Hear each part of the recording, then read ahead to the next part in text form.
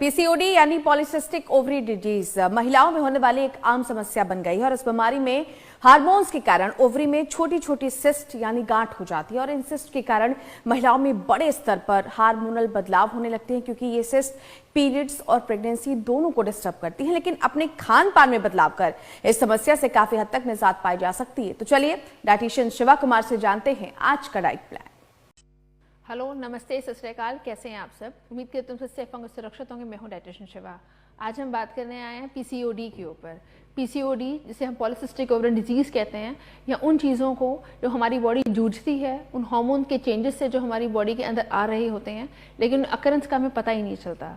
या तो हमारी आवाज़ में भारीपन है जो आना शुरू हो जाता है, या हमारे मेंस्ट्रुएशन साइकिल है जो इरेगुलर होने शुरू हो जाते हैं, या हमें ऐसा लगता है कि कुछ भी खा लिया तो यार मैं मोटी ही होती जा रही हूँ।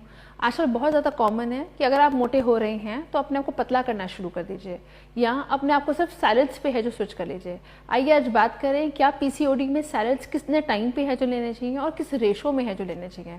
अगर आप सैलड्स को बहुत ज़्यादा इंक्वायर कर रहे हैं कि नहीं मुझे अलग अलग चीज़ें हैं जो खानी है, बारी बारी चीज़ें हैं जो खानी है, उसमें क्या क्या खाना है वो इसको आपको क्लैरिटी होनी चाहिए। अगर हम लोग दूध का सेवन ज़्यादा करते हैं क्योंकि एस्ट्रोजन रेशो आपकी बॉडी में हायर होनी शुरू हो जाती है, इसलिए पीसीओडी है जो हो रहा होता है। तो अगर थायराइड में है आपका हायर है तो आपका पैराथायराइड हार्मोन है जो रिलेट करता है, तो उसे हर एक हार्मोन है जो सेकंड चीज़ को रिलेट करता है। लेकिन उसमें क्या खाना चाहिए, आइए इस पर बात करते हैं। अगर आपका दूध का रेशो हायर है बॉडी में तो जी हाँ उसे कम कीजिए, लेकिन कैल्शियम एनरिच फूड्स हैं जो खाने चाहिए, जैसे कि बादाम, chia seeds, flax seeds, omega seeds, इन सब चीज़ों को। अगर हम इनको ऊपर नहीं काम करना चाहते हैं तो हमें और क्या खाना चाहिए। आप फ्रूट्स का कोई भी सेवन है जो कर सकते हैं, बट देन बिफोर 5 o'clock। अगर आप 5 बजे के बाद फ्रूट खाते हैं तो डेफिनेटली बॉडी उसको अब्जॉर्ब नहीं करती। आपकी हर चीज़ सनराइज और सनसेट के साथ कोलैबोरेट करती है, लेकिन अगर आप उसको वेरिएशंस पे खा रहे होते हैं तो बॉडी का बेनिफिट रेशो नहीं जाता। जिन लोगों का पीसीओडी में काफ़ी का ऐसा होता है because of the medicine extensive bleeding है जो होनी शुरू हो जाती है, at that particular time please beetroot juice है जो लिया कीजिए और फ्रीक्वेंट रेशो पे है जो लिया कीजिए। लेकिन अगर हम वो भी नहीं खाना चाहते हैं, अब उस पर आइए बात करते हैं कि और क्या क्या ऑप्शंस हैं। Before your menstruation and even after the menstruation 5 to 6 days के लिए आप प्लीज़ बीटरूट रोटी है जो ऐड कर सकते हैं। ऐसा रहता है कि अगर बॉडी में एंटीऑक्सीडेंट्स भी नहीं है जो डिप्लीट होने शुरू हो जाएंगे, प्लस आपका बॉडी का ऑक्साइड लेवल भी है जो हायर रहेगा।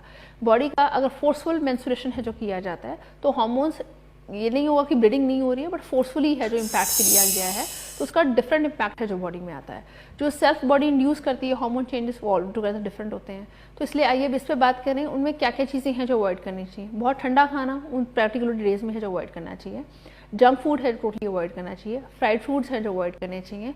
और अगर आप ये सोचें कि मैं रिफाइंड फूड्स या रिफाइंड प्रोडक्ट्स हैं जो यूज़ कर जाऊँगी और बहुत अच्छा है जो रहेगा, या पैकेट फूड्स है जो खा जाऊँगी, तो उसका भी कोई बेनिफिट है जो नहीं आता। लास्ट ऑफ ऑल, अगर आप जितने भी खाने की मील्स हैं जो खा रहे हैं उसको अलग अलग रेशो पे खाइए। अलग अलग रेशो इन सेंस, एक बारी आपने एक सीड है जो खा लिया तो सेकंड टाइम अलग फ्रूट है जो खाएं और थर्ड टाइम ड्राई फ्रूट है जो अलग खाएं। हम लोग क्या कहते हैं एक ही डब्बे में फ्रूट भी डाल लेते हैं क्योंकि टाइम ही नहीं है किसी के पास अपने लिए, उसमें हम सीड्स पैक कर लेते हैं, ड्राई फ्रूट्स पैक कर लेते हैं और हम कॉम्बिनेशन में खाना शुरू कर देते हैं। अब्जॉर्प्शन ऑफ हर एक चीज़ की कभी भी डाइजेस्ट ऐसे नहीं होती। आपका रेशो अगर चेंज हो तो जी हाँ बॉडी का प्रोफाइल है जो चेंज होना शुरू हो जाता है, और बॉडी के प्रोफाइल के साथ आपका अपना बॉडी बेनिफिट के बजाय डेफिशिएंट मोड पे चला जाता है। लोग ऐसा बोलते हैं अक्सर एक चीज़ पे कि हमारा एचपी बहुत अच्छा है, फिर भी हम पीसीओडी या पीसीओएस को है जो सफ़र कर रहे होते हैं। पीसीओडी और PCOS that is the syndrome and disease. अगर एक चीज़ 28 डेज की साइकिल के बाद आउटबर्स्ट होनी चाहिए, लेकिन 32 तक अगर नहीं हो रही है तो दैट इज समथिंग इरेगुलर, कि कहानी में कुछ गड़बड़ है। तो उसके ऊपर क्या करना चाहिए इस पर बात करते हैं हम। आपके लाइफस्टाइल चेंजेस हैं जो होने चाहिए। आपके लाइफस्टाइल मॉडिफिकेशन आता है, बॉडी वो प्रोफाइल है जो चेंज होना चाहिए। खाने में हरी सब्जियां हैं जो ज़्यादा यूज़ करनी चाहिए। अगर आप हरी पालक वगैरह नहीं खाना चाहते हैं, उनको आप रोटी में ब्लेंड कर सकते हैं तो खा सकते हैं, बट देन अलग अलग रेशोज हैं जो खाइए और अच्छे से खाना है जो खाइए।